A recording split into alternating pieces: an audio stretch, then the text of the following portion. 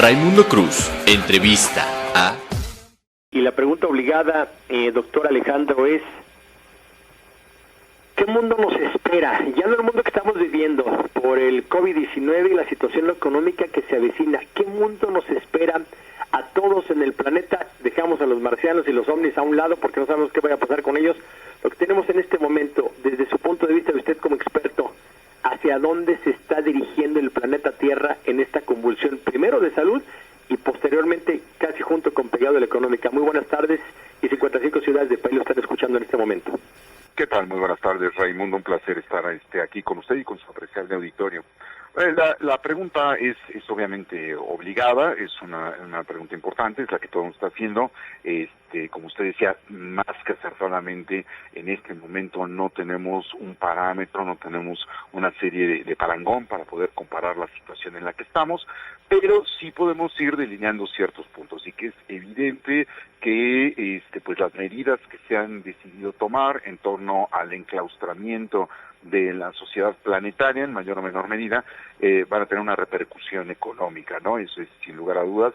Sí hay que tomar en cuenta que desde hace tiempo se había estado comentando la proximidad de una crisis económica global muy parecida a la que tuvimos en el año 2008, por ciertas circunstancias de los mercados financieros, de los mercados económicos.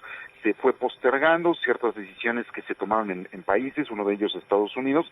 La crisis evidentemente no fue eliminada, pero se estuvo postergando, en parte también por cuestiones electorales, pero durante toda esta puesta en escena nos toma por asalto el famoso COVID-19 o coronavirus, y con esta situación evidentemente ya no hay vuelta atrás. Estamos en el borde de una gran crisis económica. Se detiene procesos desde extracción de materias primas, transformación y obviamente la llegada al mercado de consumo, porque pues estamos enclaustrados, no podemos consumir. Entonces sí, evidentemente estamos en un mundo convulso y se generan vacíos de poder económico, vacíos de poder político, y también hay que decirlo, en el momento en el que se dejan esos vacíos hay que irlos llenando.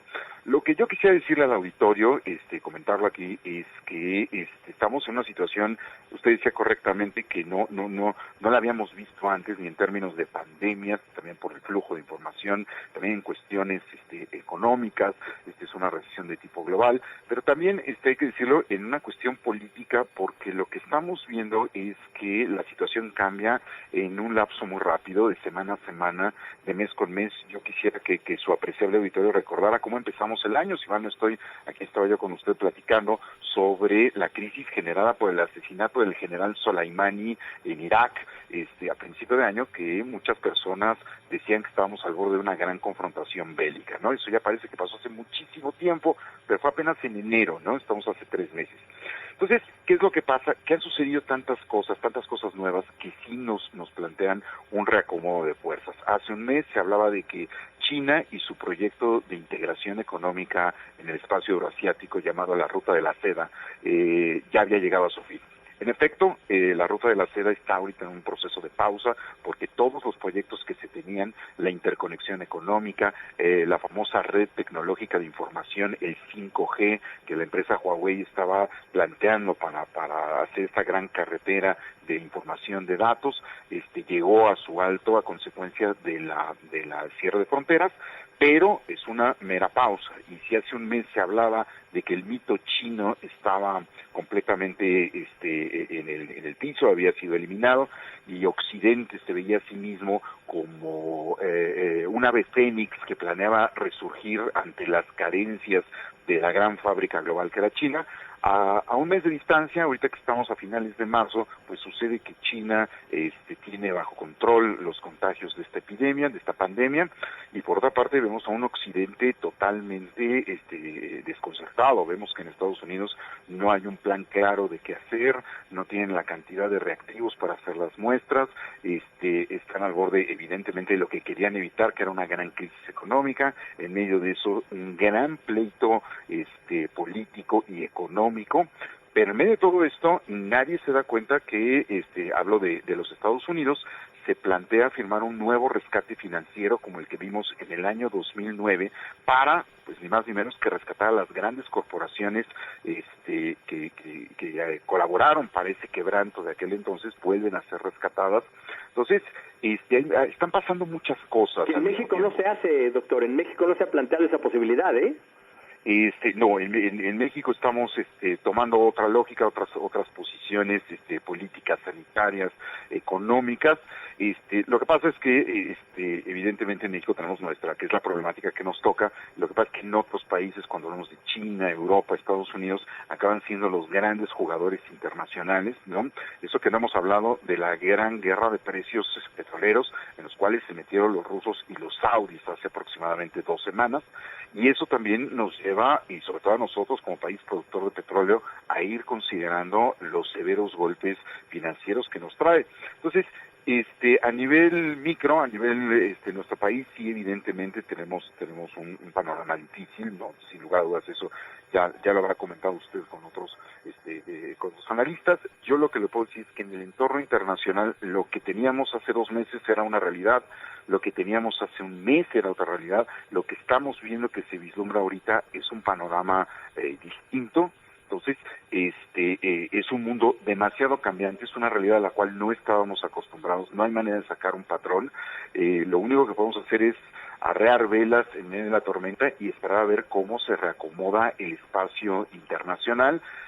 Crisis sigue habiendo, seguimos teniendo las mismas confrontaciones de siempre, nada más que con el agregado de esta gran pandemia, ¿no? Doctor, entonces, catastrófico lo que se ve, una calificadora dice que México podría decrecer menos el 4, cerrando cifras menos el 4%. ¿Qué significa esto en palabras llanas para el auditorio, para el público, para que lo entienda cualquier persona, su servidor? ¿Qué significa esto? ¿Dónde me va a pegar a mí, ciudadano de a pie? Que evidentemente va a haber muchos menos empleos en el corto plazo, va a haber menores capacidades de poder producir, las oportunidades de que los negocios crezcan, florezcan y se mantengan, evidentemente que trae una problemática, y luego por ende pues la imposibilidad del gobierno de recaudar impuestos que tanto han puesto el dedo en la llaga en los últimos tiempos con esta nueva administración de rascarle los bolsillos de los contribuyentes, ¿no? Entonces, evidentemente que se avecina una situación difícil también, y pongo ahí sobre el punto el tema de los precios del petróleo, y ya que usted toca el tema de las calificadoras, pues bueno, si le quitan esa calificación a Pemex va a ser muy grave, porque evidentemente es una situación que impacta en todas las finanzas del país. Pero bueno, pues también tenemos una administración que tiene ciertos proyectos, hay un debate sobre si son los correctos o no. Lo que sí es que ante esta perspectiva que usted señala del decrecimiento económico, significa que va a ser muy difícil que se pueda expandir la economía, que se puedan generar más empleos, que la gente tenga dinero en los bolsillos, y eso aunado a evidentemente el fenómeno del día a día de la crisis sanitaria, pues sí nos trae un panorama difícil, ¿no? Se vislumbra, doctor Alejandro Salgo Valencia, internacionalista, académico, catedrático de la UNAM, como la peor pesadilla para los mexicanos. ¿Así la podríamos calificar? No sé, yo creo que suena muy muy drástico. Yo creo que lo que estamos viendo, yo los invitaría a que lo viéramos en términos globales, ¿no? Sí se está generando lo que muchos llaman la tormenta perfecta, ¿sí?, para que haya una crisis económica global, y en el mundo interdependiente, el que para bien o para mal estamos, nos va a acabar afectando. Sí, que México va a ser... ¿Y solución el mundo se va a terminar o vamos a vivir algunos los más fuertes, o cuál es su vaticinio de acuerdo a lo que usted está viendo y de acuerdo a lo que puede suceder en el futuro? En 30 segundos para que no nos corten. En realidad yo lo que creo es que a final de cuentas la humanidad ha visto crisis como estas, crisis de acuerdo a los tiempos. Yo creo que vamos a salir avante, pero se avecinan tiempos difíciles, sin lugar a dudas, pero de que acabaremos saliendo sí. Platicamos, si le parece, en unos próximos días, ya empezando abril, para ver cómo van desarrollándose las cosas y que nos dé su punto de vista siempre tan atinado. Doctor, buenas tardes. Muy buenas tardes, y aquí estoy a sus órdenes y les mando un saludo a usted y a su apreciable auditorio. Gracias.